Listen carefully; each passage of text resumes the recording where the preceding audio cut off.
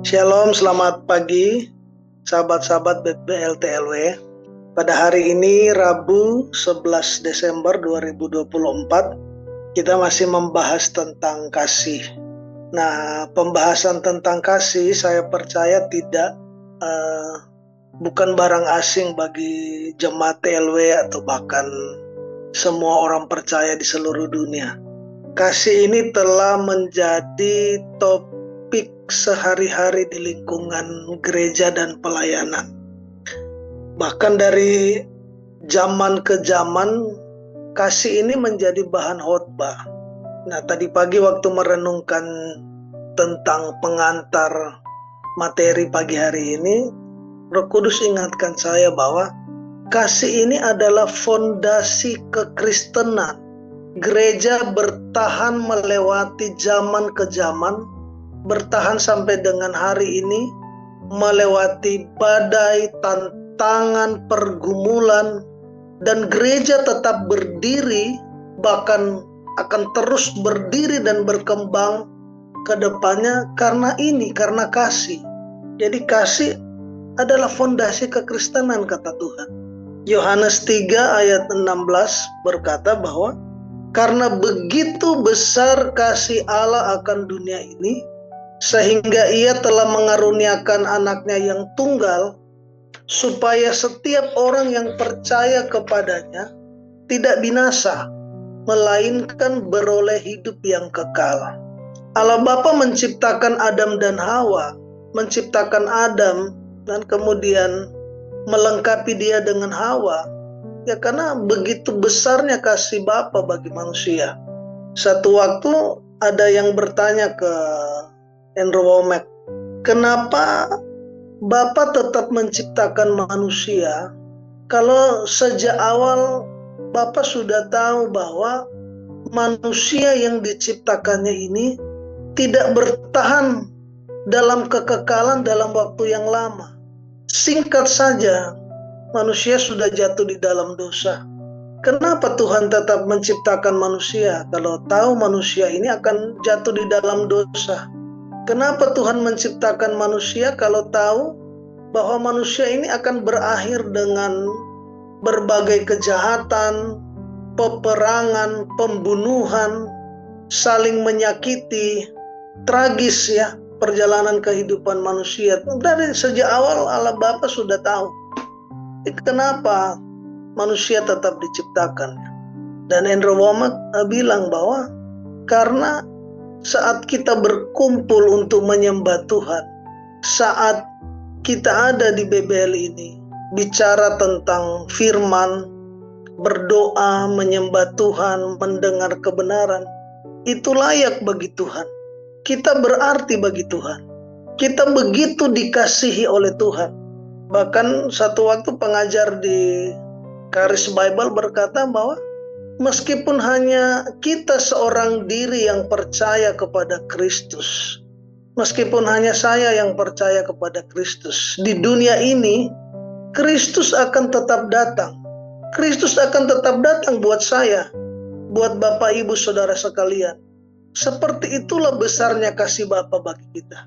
Karena begitu besar kasih Allah akan dunia ini, sehingga ia telah mengaruniakan anaknya yang tunggal, supaya kita yang percaya nih tidak binasa.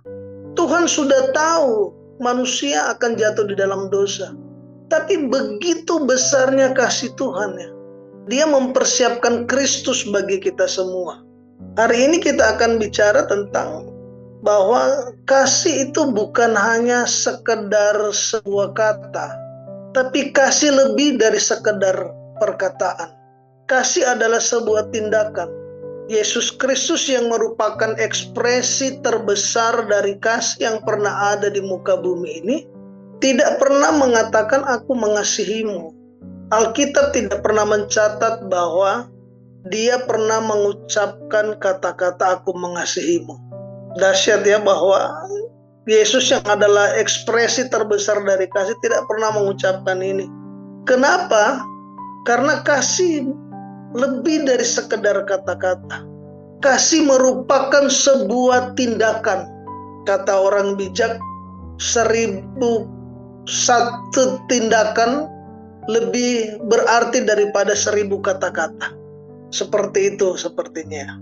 Di Yohanes 3 ayat 18 dapat kita baca, anak-anakku, marilah kita mengasihi bukan dengan perkataan atau dengan lidah, tetapi dengan perbuatan dan dalam kebenaran. Selanjutnya di Matius 25 ayat 35 sampai 36, Yesus menggambarkan kasih lewat tindakan yang ditampilkan dan berkata, ketika aku lapar, kamu memberi aku makan. Ketika aku haus, kamu memberi aku minum. Ketika aku seorang asing, kamu memberi aku tumpangan. Ketika aku telanjang, kamu memberi aku pakaian. Ketika aku sakit, kamu melawat aku. Kemudian di ayat 40 juga dia berkata, sesungguhnya segala sesuatu yang kamu lakukan untuk salah seorang dari saudara-saudaraku yang paling hina ini, kamu telah melakukannya untuk aku. Jadi dari ayat-ayat ini bisa kita lihat bahwa kasih merupakan sebuah tindakan. Bahkan di Matius 22, waktu Yesus ditanya, manakah yang terutama di dalam kedua perintah ini? Dia menjawab, sesungguhnya hanya ada satu. Hanya satu perintahnya. Yaitu mengasihi Allah dan mengasihi sesama manusia. Tuhan Yesus bilang di ayat tadi bahwa kalau kita menunjukkan kasih kepada salah seorang yang paling hina ini, Yesus berkata, Anda sesungguhnya sedang menunjukkan kasih kepada dia. Kasih itu dimengerti lewat tindakan dan bukan lewat perkataan. Kalau saya bilang mengasihi istri saya, mengasihi anak-anak saya, dan kemudian saya meninggalkan mereka, saya melakukan hal-hal yang menyakiti mereka, mereka nggak akan percaya. Karena sekali lagi perkataan itu, kasih itu bukan perkataan. Kita mau bicara ke orang-orang tentang kasih, tapi orang-orang akan lebih mempercayai apa yang kita lakukan.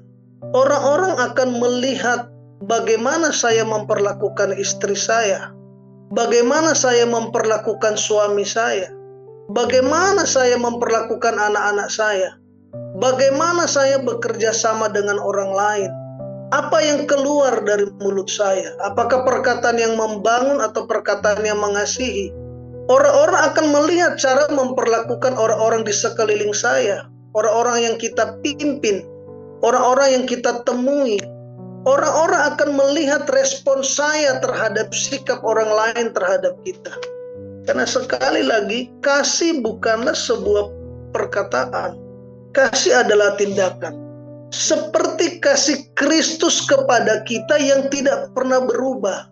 Kristus mau mengajar kita bahwa sesungguhnya sebagai orang-orang percaya, seperti itulah kasih kita. Seperti Kristus yang mengasihi mereka, kita juga akan mengasihi orang-orang di sekeliling kita. 1 Yohanes 4 ayat 8 berkata, barang siapa tidak mengasihi, ia tidak mengenal Allah, sebab Allah adalah kasih. Allah itu sendiri adalah kasih. Dia tidak berubah. Dialah kasih itu. Itu bukan sekedar salah satu sifat Allah. Dia adalah kasih. Kasih adalah Allah. Kasih adalah identitas Allah. Tidak bisa dipisahkan dari Allah. Kita tidak bisa melakukan sesuatu yang membuat kasih Tuhan bertambah kepada kita. Tidak. Kasih Tuhan tetap sama, tidak akan bertambah. Kita juga tidak dapat melakukan hal yang membuat kasih Tuhan berkurang kepada kita. Kasih Tuhan tidak akan pernah berkurang. Dia begitu mengasihi kita.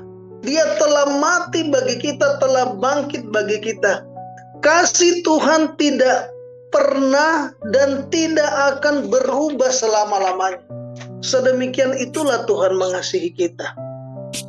Satu waktu saya di atas kereta merenungkan tentang kasih ini dan menemukan bahwa ibarat istri yang suka bertanya kepada suaminya. Istri-istri ini selalu bertanya kepada suaminya, apakah kamu sayang aku? Ya. Dan hampir setiap hari dulu Faye sering tanya begini. Sampai satu waktu saya akhirnya belajar, sebelum dia tanya saya bilang ke dia, saya mengasihi dia. Saya sangat sayang ke dia, dan itu saya jadikan budaya hampir setiap hari bilang sayang. Tanpa disadari dia berubah akhirnya. Dia mulai jarang tanya, apakah kamu sayang aku? Dan akhirnya tidak lagi bertanya. Kenapa? Karena saya bilang setiap hari ke dia, saya sayang kamu, saya mengasihi kamu, saya bangga punya istri seperti kamu. Dan Roh Kudus ingatkan begini, seperti itulah kita terhadap Tuhan. Kalau kita tahu bahwa Tuhan mengasihi kita, bahwa Tuhan menyayangi kita, maka kita tidak akan bertanya lagi. Kita tidak akan ragu-ragu lagi. Apakah Tuhan mengasihi kita atau tidak? Ya. Kalau kita sering mendengar bahwa Tuhan bilang dia mengasihi kita, sekali-kali pun dia tidak akan pernah meninggalkan kita. Dia mengasihi kita sepenuh jiwa, dia sudah mati bagi kita, dia sudah bangkit bagi kita. Kita tidak akan ragu dengan kasih Tuhan. Nah, firman Tuhan adalah bahasa kasih Allah bagi kita. Kalau setiap hari kita mendengar Tuhan berbicara dia mengasihi kita, maka kita juga akan percaya dan kita juga akan bisa mengasihi orang lain. Bagaimana caranya mengasihi? Yohanes 15 ayat 9 sampai 13 berbunyi, seperti Bapa telah mengasihi aku, demikianlah juga aku telah mengasihi kamu. Tinggallah di dalam kasihku itu. Jikalau kamu menuruti perintahku, kamu akan tinggal di dalam kasihku, seperti aku menuruti perintah Bapakku dan tinggal di dalam kasihnya. Semuanya itu kukatakan kepadamu, supaya sukacitaku ada di dalam kamu, dan sukacitamu menjadi penuh. Inilah perintahku, yaitu supaya kamu saling mengasihi, seperti aku telah mengasihi kamu. Tetap tinggal di dalam kasih Allah, tinggal di dalam firman-Nya, maka apapun yang kita hadapi, apapun harapan kita akan mampu mewujudkannya bersama Kristus. Kita akan tetap mengasihi, kita akan tetap melayani, apapun yang kita hadapi, apapun respon orang terhadap kita, apapun sikap orang kepada kita. Ketika kita tinggal di dalam kasih Kristus, Allah yang ada di dalam kita, Allah yang adalah kasih itu, dia akan tetap memampukan kita untuk mengasihi dan melayani. Demikian pelajaran di hari ini. Tuhan memberkati kita semua. Sampai ketemu di pelajaran di besok hari. Shalom.